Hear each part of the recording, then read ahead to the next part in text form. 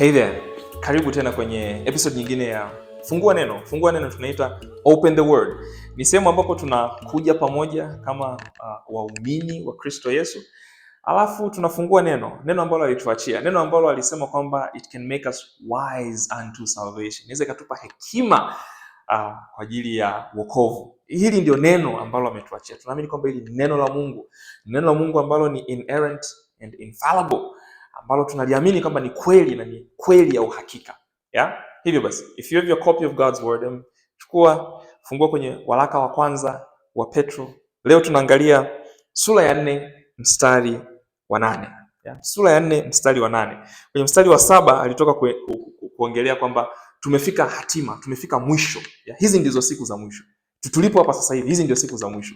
Siku za mwisho ni siku gani? Siku za mwisho ni pale ambapo baada ya Yesu kufufuka, baada ya Yesu kupaa kwenda mbinguni na Yesu kuja kwa mara ya pili. Hizi siku zote hapa katikati ni siku za mwisho. Hizi ndio nyakati ambazo tupo leo. Hizi ndizo nyakati ambazo kina Petro walikuwepo. Hizi ndizo nyakati ambazo watu ambao Petro anawaandikia walikuwepo. Hivyo basi, anawapa maelekezo ya namna ambavyo Mkristo anatakiwa kuishi akiwa anasubiria ule ujio wa pili wa Bwana Yesu Kristo. Kwa mstari wa 7 alikuwa anawaambia kwamba kwa kusudi la maombi inabidi wawe of sound judgment. Inabidi wawe wanaweza kupambanua mambo mbalimbali. Ili kwa kusudi la maombi inabidi wawe of sober spirit. Wao wana akili timamu, wao wanaweza kuitumia akili yao kwenye maombi. Kuwa makini kwenye namna ambavyo wanatumia maneno yao, kuwa makini kwenye namna ambavyo wanaenenda kwenye mienendo yao. Mstari wa 8 anasema above all. Ukikutana na hili neno, ukikutana na hii sentensi kwenye Biblia unasimama unasema above all. Above all maana yake nini? Zaidi ya yote. Ina maana hichi kitu ambacho nataka kuongelea hapa ni kitu muhimu sana. Ni kitu ambacho kinabeba uzito mkubwa. Ni kitu ambacho inabidi ukitilie maanani. Hivyo basi Mkristo, sikiliza. Above all, keep fervent in your love for one another. Keep fervent in your love for one another. Kuweni na bidii kwenye kuonyesha upendo baina yenu. Kwamba oneshaneni upendo. This is above all. Kwa nini anasema ni above all? Anasema this is the greatest commandment. Ndio ambayo wale Mafarisayo wakati wanamuuliza Yesu, hivi kwenye hizi sheria zote ipi ni sheria ambayo ni ya juu zaidi? Lipi ni agizo ambalo ni la muhimu zaidi? Yesu akawajibu kwa kusummarize all of the 10 commandments, all of the commandments given, akazisummarize kwenye hizo sentensi mbili. Akasema kwamba kwanza kabisa above all, mpende Bwana, mpende Mungu kwa akili yako yote, kwa nguvu zako zote. Alafu cha pili anasema mpende jirani yako kama unavyojipenda wewe mwenyewe. Anasema upendo, that is the law of Christ. Hiyo ndio sheria ya Kristo Yesu, ni kuonyesha upendo. Yaani mienendo ya Mkristo yote imejaa na imejazwa na upendo. Kwa hiyo anasema hapa kwamba above all, Petro anasema, anarudi tu kwenye ile sheria ya Kristo. Anarudi kwenye ile summarization ya sheria nzima. Anasema onyeshaneni upendo. Lakini zaidi hapo anasema onyesha bidii kwenye kuonyesha upendo. Onyesha bidii maana yake nini? Keep fervent. Onyesha bidii maana yake nini? Anasema kwamba ukiwa unaonyesha upendo, sio tu kitu ambacho unakifanya kama by the way. Sio kitu ambacho unakifanya tu kama basi ngoja tu nifanye kumuonyesha upendo. Hapana. Ina maana kwamba una makusudi kwenye kuonyesha upendo wako. Ina maana kwamba unaenda the extra mile kwenye kuonyesha huo upendo wako. Ina maana unaweka juhudi kwenye kuonyesha upendo wako.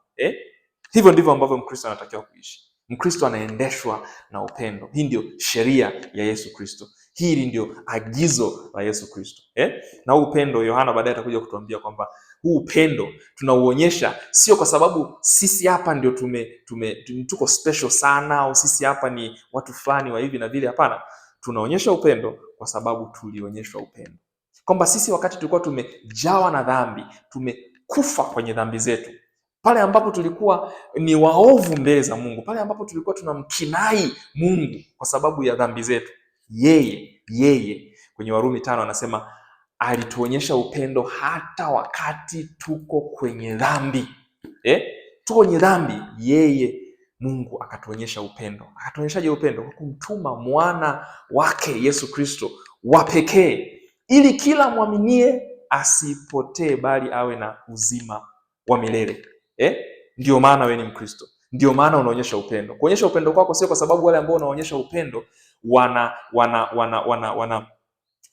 wanakidhi vile vigezo vya kuonyesha upendo. Hapana, wewe kuonyesha upendo kwako Mkristo ni kwa sababu wewe ulionyesha upendo pale ambapo wewe hukukidhi hivyo vigezo vya kuonyesha upendo. Alikupenda wakati umekufa kwenye dhambi zako, Yesu Kristo. Alafu wewe sasa kwa kuishi maisha ambayo yamefufuliwa, yamehuishwa, basi wewe unaonyesha upendo kwa wale ambao wanakuzunguka. Hiyo ndio sababu ya kuonyesha upendo. Hivi ndivyo ambavyo Mkristo anatakiwa kuishi kwenye hizi nyakati za mwisho. Anasema hapa kwamba above all keep fervent in your love for one another. Afa anatoa sababu ya kwa nini inabidi tuonyeshe upendo, because anasema love covers a multitude of sins. Na hapa Petro anachofanya anaenda kumnukuu Mfalme Suleiman kwenye Mithali. Anasema hili neno Mfalme Suleiman, anasema kwamba upendo unafunika mambo mengi. It covers multitudes of sins. Ina cover dhambi nyingi. That's what love does. Huo ndio upendo. Upendo unachofanya ni kwamba upendo uko radhi kusamehe. Ndivyo ambavyo Mungu alitupenda sisi. Alitupenda sisi kwa kuwa radhi kutusamehe dhambi zetu. Hivyo basi upendo unafunika yale maovu ambayo yamefanyika. Kwamba mtu akifanyia wewe uovu, baada ya kumrudishia uovu, kama unakumbuka kwenye ile sura ya 3 ya huu waraka kwanza Petro tulipokuwa tunaongelea, nasema kwamba wewe unarudisha baraka. Kwenye kurudisha baraka huko ndio kwamba tunarudisha upendo. Kwamba wewe hata ukifanyiwa uovu, Yesu Kristo kwenye Mathayo kwenye Injili ya Mathayo 6 anatuambia kwamba mpende hadi adui yako. Wewe hauwezi ukasema kwamba wewe ni kitu pale ambapo unawapenda wale ambao wanakupenda tu. Hapana. Inabidi Mkristo unaenda the extra mile, fervently, kwa bidii unaonyesha upendo hata kwa wale ambao wanakuchukia na wanakudhihaki. I really pray kwamba wewe ni Mkristo ambaye unaonyesha upendo, lakini sio upendo tu wa kawaida, unaonyesha upendo kwa bidii. Unaweka juhudi kwenye kuonyesha upendo kwa wale wanaokuzunguka.